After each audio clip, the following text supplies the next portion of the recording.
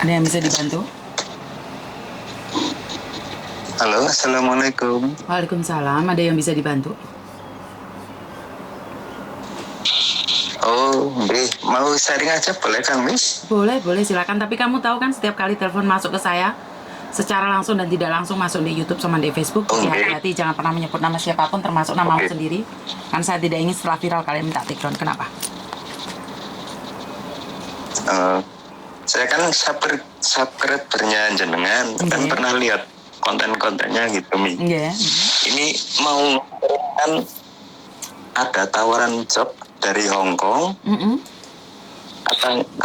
Katanya teman majikanku nyari pembantu laki-laki gitu. Terus? Kemudian kan kakakku kan sudah ada 5 tahun di sana.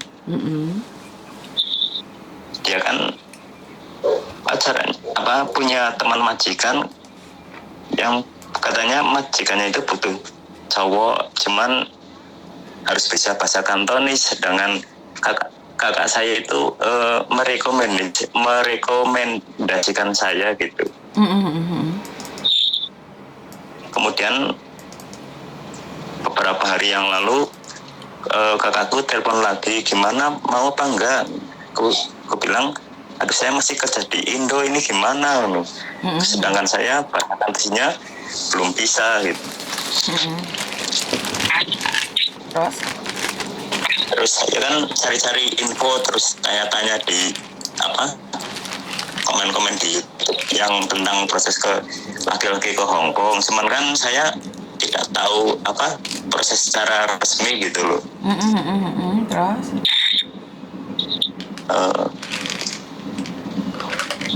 Gimana sih?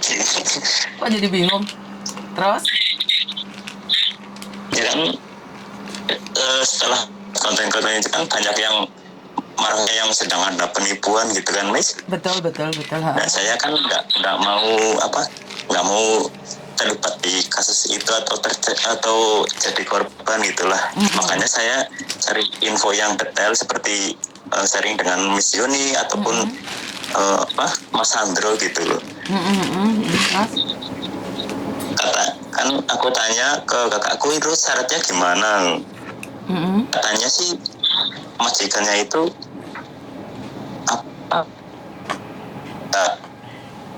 itu bisa gitu. Gimana?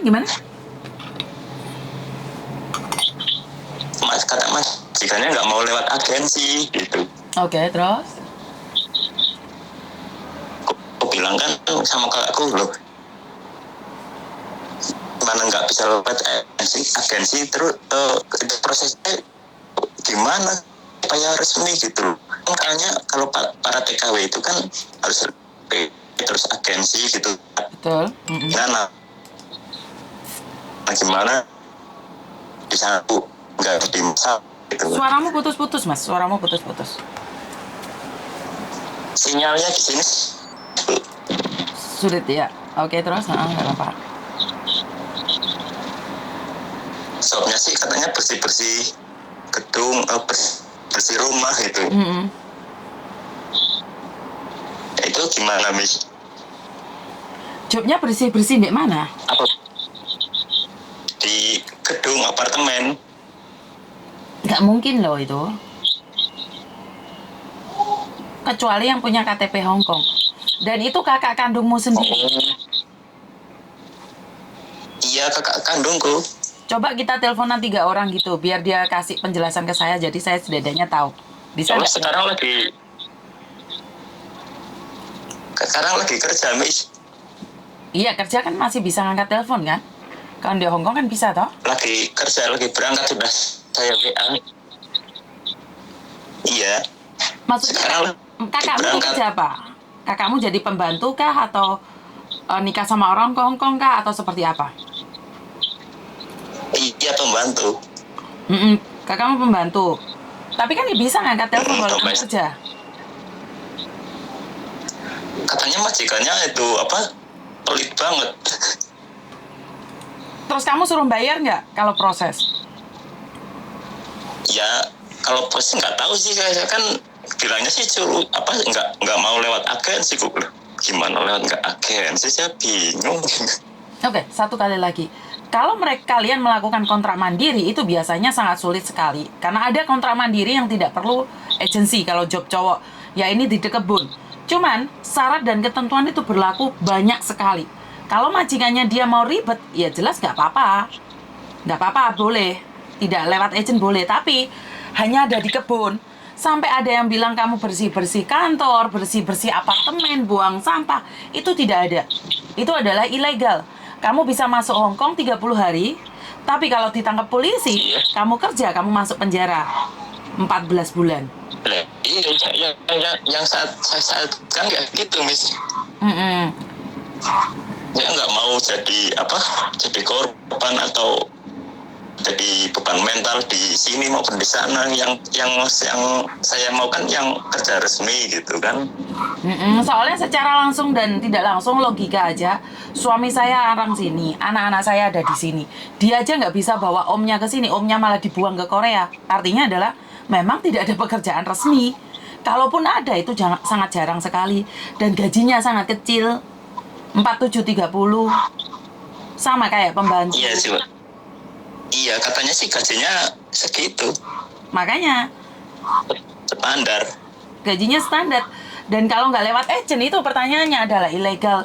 Dan ingat, orang-orang ilegal kalau sampai bekerja ketahuan di sini 14 bulan penjaranya. Lah ya malah rugi. Iya, Pak. Iya, mending kerja di Indonesia sedikit, Pak, tapi kan aman ya. Betul. Jadi ya nggak usah macem-macem. Saya tidak tahu kakak Anda itu tahu informasi apa tidak. Saya tidak ingin menghakimin. Artinya adalah semua orang punya hak untuk kaya. Semua orang berhak untuk datang ke Hong Kong. Tapi jangan sampai tertipu, itu aja.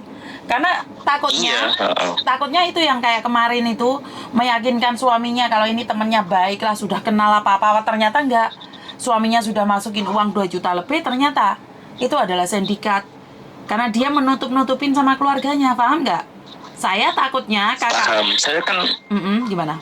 Saya kan udah belajar tentang dari konten-konten Miss Yuni, dari youtuber yang lain gitu kan. Jadi saya punya kesimpulan, intinya ya memang jarang sih job resmi untuk laki-laki ya, Miss. Betul.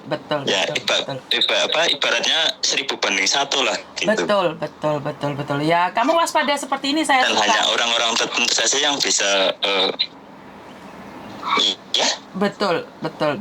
Orang tertentu saja. Halo? Dengar nggak? Iya. Bagus bagi saya, kamu bagus karena kamu lebih berhati-hati. Bukan tidak percaya, tapi berhati-hati lebih baik daripada ntar juga nyampe sini jadi gelandangan.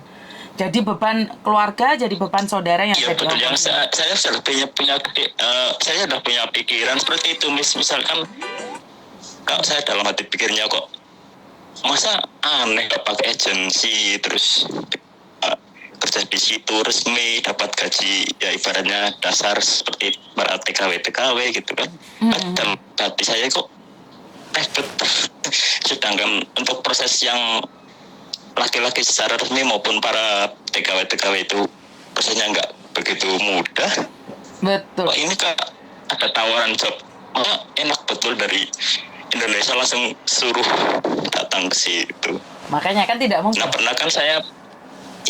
pernah komen di YouTube Hong Kong yang Mbak T yang sudah lama 16 tahun di situ. Saya sharing cara yang seperti saya maksudkan itu, cuman kan sama jawabnya seperti apa yang ini kata tadi, harus majikan itu harus sibuk dengan urus surat-surat yang dari KJRI, terus dari mana lapor departemen itu kan, nggak mau lewat agensi gitu.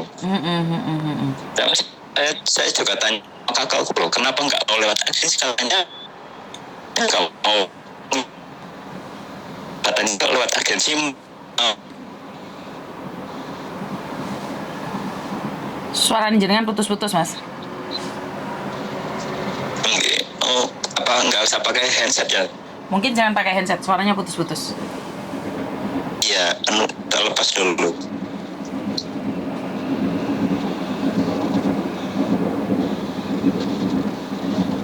Sudah? Sudah? Ah. Sudah jelas, guys? Sekarang sudah jelas. Kamu adalah orang pinter di antara 1000 atau 10-nya itu adalah kamu. Kenapa? Biasanya laki-laki kalau sudah dikasih tahu job laki-laki, waduh senangnya sudah setengah mati. Mereka lupa bahwa tidak ada job itu. Berarti kamu pinter, saya suka. Oke. Yo katakan sama kakakmu lebih baik jangan kalau memang iya. Karena kalau dia sampai promosi sama saudaramu yang lainnya dan saudaramu yang lainnya terjebak, ntar malah merepotkan dia sendiri, paham nggak? Malah merepotkan saudara perempuannya sendiri. Tunda-tunda tonggo dilolone konco. Iya. Lek ano enake orang itu tidak akan terima kasih sama kita. Giliran ada jeleknya, pasti kita dielek-elek gak karu-karuan. Iya. Bener nggak? Bantu orang itu seperti itu memang. Iya. Kebanyakan susahnya yang didapat gitu. Betul. Kalau misalkan bahagianya ya kadang lupa, kadang nggak sama sekali. Bener. Awalnya gimana dia ditolong udah apa gitu kan. Ibaratnya kacang lupa sama kulitnya ya, Miss. Iya betul, tapi nggak apa-apa, itu sudah sifat manusia. Yes, buat kamu salam sukses selalu. Semoga di Indonesia kamu bisa berkarya lebih baik lagi dan kamu bisa mendapatkan sesuatu yang kamu inginkan. Tapi menurutku kamu adalah orang pintar, cerdas, pasti masa depanmu hebat. Amin. Oh iya, Miss kan saya kan udah tak kasih tahu ke kakakku loh. Kalau seperti itu kan jadinya jadi visa turis. Kakakku bilang, oh iya, belajar dari mana?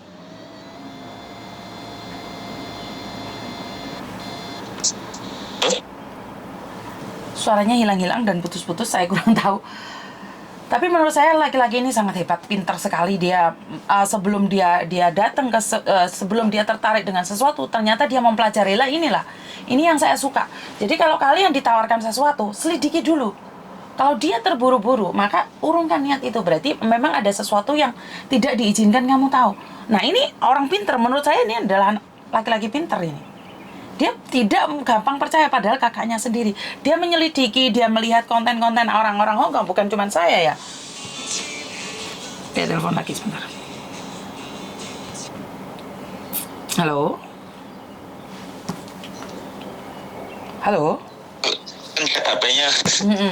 Sinyalnya kurang bagus. Halo? Nah, sinyalnya kurang bagus. Oh iya. Udah kan kemarin kan nelpon sama kakakku. Halo? Iya, silakan. Halo. Iya, kan udah nelpon sama kakakku kemarin. Aku nggak jadi ke Hongkong lah, saya takut. Apa? Kalau misalkan nggak lewat agen, jadinya kan visa turis. Iya, kamu belajar dari mana? Ya, saya belajar dari media sosial, dari YouTube. Terus kakakmu bilang apa?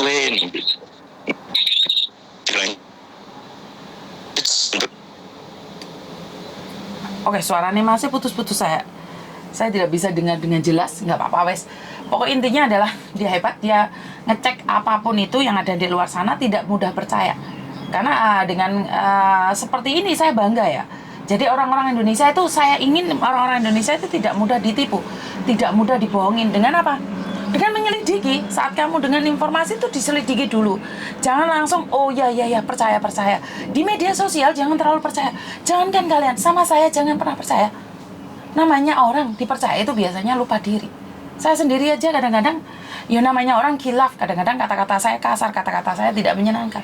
Jadi, tidak semua yang saya katakan itu adalah benar. Selidiki aja.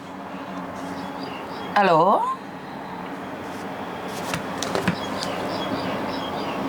Suaramu putus-putus loh, kita nggak dengar. Halo?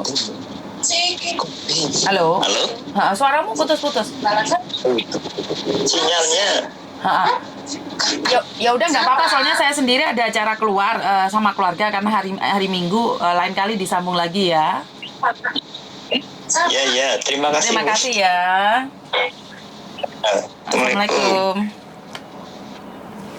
Oke, karena hari ini hari Minggu jadi ada acara keluarga. Jadi buat teman-teman di luar sana, Saya senang sekali dengan cowok yang pintar seperti ini, cowok yang smart seperti ini. Dia mau berusaha, dia mau mencoba, mencari semuanya. Bahkan dia juga telepon Mas Andro, telepon saya. Mungkin dia ada telepon YouTuber yang lain. Ini adalah saya punya sesuatu yang membuat saya senang. Orang-orang seperti ini yang saya senang. Orang-orang yang pintar seperti ini yang saya senang. Setelah mendengarkan orang lain, masukan dari orang lain, diselidiki, ini saya bagus. Begitu juga dengan saya selalu bilang jangan percaya saya 100% karena saya juga manusia biasa. Saya bisa kilaf, saya bisa melakukan kesalahan dan ujung-ujungnya kalian bilang, Mbak Yuni ki lambe turah. Jadi selidiki, jangan semuanya pol 100%. Karena kalau kalian mempercayai seseorang 100%, saat dia kepreset sedikit, kalian kecewanya kalpol-polan. Taruh rasa curiga pada saya. Jadi, apakah benar yang disampaikan sama Mbak Yuni? Jadi selidiki. Terus dibandingkan, nggak apa-apa. Karena manusia itu ada level-levelnya. Saya masih level belajar. Saya dibandingkan dengan orang lain, saya bukan siapa-siapa. Karena kalau tetangga sebelah teriak-teriak tentang sesuatu peraturan atau apapun, dan dia bilang persetan dengan rasa empati, saya malah masuknya ke rasa empati itu. Yang orang lain bilang nggak benar, saya akan bilang belajar. Karena benar buat kamu belum tentu benar buat saya. Betul buat kamu belum tentu betul buat saya. Karena ada di posisi malah adalah angka 9. Di posisi saya angka 6. Coba kamu muter di angka saya. Mungkin kamu akan merasakan apa yang saya rasakan. Karena itu jangan sesekali ngomong persetan dengan rasa empati. Ya karena mungkin Anda garis keras. Saya garis belok lurus. Nyantai. Bahagia, senang dengan apa yang diberikan sama Tuhan. Jadi kita akan kehidupannya lebih berbeda. Pelajari orang lain dulu sebelum kamu ngomong. Jadi sebenarnya apa sih? Sebelum kalian memberikan nomor telepon saya pada orang yang tidak pernah kenal sama saya, kenapa kamu tidak memberikan informasi tentang siapa saya dulu? Coba lihat ini sebelum kamu telepon. Mungkin saja di kontennya Mbak Yuni sudah ada jawabannya sebelum kamu bertanya. Karena sejujurnya konten saya itu kayak angka 8, Mbak. Muter segitu aja. Muter gitu aja. Nggak ada tuh ke jalan keluarnya. Tetap semuter itu. Kalian cuma butuh obat penenang. Tapi tidak ada seorang pun yang butuh penyelesaiannya. Bagaimana cara menyelesaikannya? Kalau kamu suka utang, ya selesaikan utangmu dan lain kali jangan utang lagi. Nah ini enggak. Utang yang satu belum selesai, udah nambah lagi. Akhirnya angka 8 muter. Masalah nggak akan selesai. Karena ujung-ujungnya kalian sendiri yang bingung, stres, nggak bisa mikir, nggak bisa. Kenapa tidak belajar dengan pengalaman orang lain? Kenapa saya bilang, ayo belajar dari pengalaman orang lain. Apa sih gunanya konten saya ini untuk mempelajari orang lain? Kalau sampai kayak gini, yo bener yo. Mau utang ditahan, oh yo. Aku krungu kasus si Markona iki utang. Loro telu dek ngeluh loh. Yo aku gak utang lah gitu. Paham nggak maksud saya? Jadi bukan kamu lihat konten saya terus kamu paham terus kamu lakuin. Yo sama aja bohong. Kamu lihat konten saya, kamu tahu, kamu paham, jangan dilakuin yang jelek. Yang baik diambil. Lah kamu jadikan konten saya sekedar hiburan saja, tidak diambil maknanya, yo percuma. Bener nggak? Jadi percuma karena yang saya butuhkan itu pengertiannya, arti dari sebuah konten. Kayak masnya ini saya acungkan jempol. Dia benar-benar belajar dari isi konten dan dia coba cross check-kan dengan yang lainnya. Dia tidak telepon cuma sama saya satu orang loh. Dia itu dari jam 8 tadi telepon saya itu sampai puluhan kali. Sampai saya belum bangun tidur sudah telepon saya. Sebenarnya tadi saya pingin marah tapi sudahlah. Saya bangga kok dengan orang-orang yang mau belajar dan berusaha sampai mati-matian untuk bisa berbicara dengan saya. Jadi inilah adalah sisa-sisa orang hebat dan saya yakin dan percaya di luar sana masih banyak lagi orang-orang hebat yang belum muncul. Saya tunggu Anda yang terhindar, cerita Anda bisa menghindari para penipu. Saya ingin tahu bagaimana Anda bisa memberikan pelajaran pada penipu agar kalian tidak mudah ditipu. Cross check Facebooknya, cross check YouTube-nya, cross check TikTok-nya. Bener nggak ini? Apakah ada orang-orang yang diblok di sana? Apakah ada orang-orang yang komen tentang dia? Dan selidiki selama beberapa bulan. Jadi bukan berarti saya cemburu dengan kesuksesan orang lain, tidak. Karena di antara kebanyakan, di antara 1000 cuma 1 yang beruntung. Itu aja pesan dari saya, kurang lebihnya saya minta maaf. Wassalamualaikum warahmatullahi wabarakatuh. Berkat Tuhan mengalir atas hidup kita semua. Semoga semua makhluk hidup bahagia dan terima kasih. Bye-bye.